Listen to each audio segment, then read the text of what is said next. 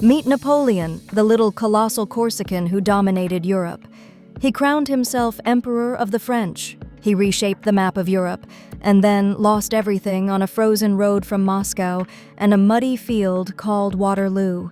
This is the story of Napoleon Bonaparte, his rise, glory, and dramatic fall in just 5 minutes. Napoleon Bonaparte was born on 15 August 1769 on the island of Corsica, just after it became part of France. He wasn't from Parisian high society. His family were minor nobles with limited money. He studied at French military schools, specializing in artillery. During the French Revolution, France was in chaos, old powers collapsing, new armies being raised. In this turmoil, Napoleon's talent stood out. At Toulon in 1793, he used artillery brilliantly to drive out British forces. In 1795, he helped crush a royalist uprising in Paris. Suddenly, this short, intense Corsican officer became a rising star in revolutionary France. In 1796, Napoleon was given command of the Army of Italy. France was poor and tired of war. His army was underfed and badly equipped, but Napoleon moved fast, struck hard, and outmaneuvered larger Austrian forces. In a series of rapid battles, he defeated Austria's allies in northern Italy. He forced Austria into a peace treaty and sent back money, art, and prestige to France. He became a hero. Then came his Egyptian campaign in 1798. The idea was bold: attack British trade routes by threatening Egypt. He won battles on land, like the Battle of the Pyramids, but the British Navy, under Admiral Nelson, destroyed the French fleet at the Battle of the Nile. Napoleon was stuck and eventually slipped back to France. The Egyptian adventure was a military and political gamble, and partly a failure, but back in France, he still looked like a savior. By 1799, the French government was weak and corrupt.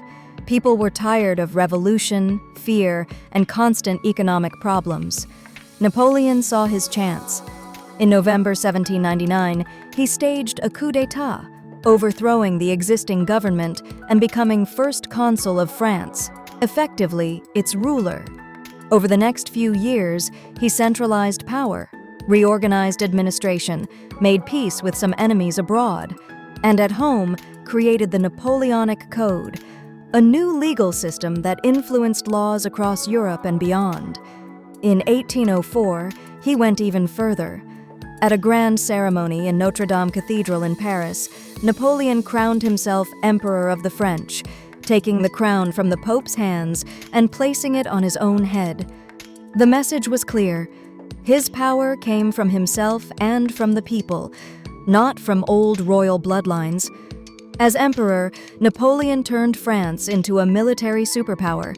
From 1805 to 1809, he won a series of spectacular victories. At Austerlitz in 1805, he crushed Russian and Austrian armies, often called his greatest victory. At Jena-Auerstedt, he smashed Prussia. He created new kingdoms for his relatives and allies, redrawing the map of Europe. The Holy Roman Empire was dissolved. Traditional monarchies trembled as Napoleon spread new ideas: merit, law codes, secular government, but also heavy taxes and conscription. To many, he was a modernizer. To others, a dictator in uniform.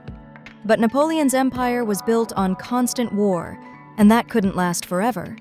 In Spain, after placing his brother on the throne, he faced a brutal guerrilla war and stubborn resistance, supported by British troops.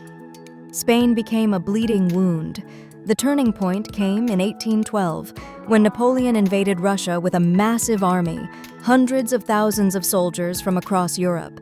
The Russians retreated, burned their own supplies, and refused a decisive battle until Borodino, which was bloody but inconclusive. Napoleon reached Moscow only to find it largely burned and abandoned. With winter approaching and supplies gone, he ordered a retreat. The journey back from Russia was a disaster: freezing temperatures, starvation, disease, and constant attacks. Most of his army was destroyed. After that, his enemies united. In 1814, facing invasion, Napoleon abdicated and was exiled to the island of Elba. In 1815, Napoleon escaped Elba and returned to France for a final dramatic comeback known as the 100 Days. He quickly raised another army, but the powers of Europe moved just as fast. On 18 June 1815, at the Battle of Waterloo in present-day Belgium, Napoleon faced the Duke of Wellington and Prussian forces under General Blücher.